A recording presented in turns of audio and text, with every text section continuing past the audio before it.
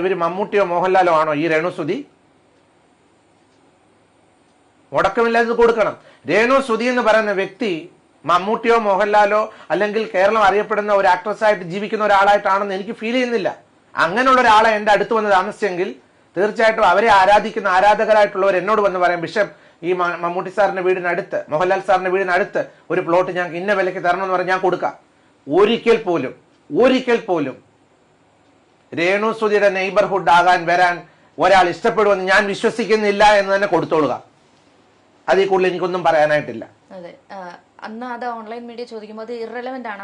അവസരത്തിൽ അതിൽ തർക്കമില്ല. പക്ഷേ അതിൽ രേണുസുതിക്ക് വളരെ സ്റ്റാൻഡായിട്ട് ഒരു ഉത്തരം പറയാൻ വരുന്നല്ലോ. ബിഷപ്പ് അങ്ങനെ ഒരു വ്യക്തിയല്ല. രേണുസുതിയെ സംബന്ധിച്ച് രേണുസുതിക്ക് പറ്റുന്ന ഒരു പരാജയം എന്താന്ന് പറയട്ടെ, രേണുസുതിക്ക് ഒരു 100 സോഷ്യൽ മീഡിയക്കാർ നിൽക്കുവാണെങ്കിൽ 100 പേരെ സന്തോഷിപ്പിക്കണം. അതിന്റെ ഉത്തരം അത്രേ ഉള്ളൂ. ഞാൻ പറയുന്ന ഉത്തരം ഒരാളെ പിണക്കാൻ പുള്ളിക്കാരത്തിക്കൊക്കെ എന്താന്ന് പറയാമോ, അവർ സോഷ്യൽ മീഡിയയിലൂടെയാണ് അവർ വളർന്നു വരുന്നത്.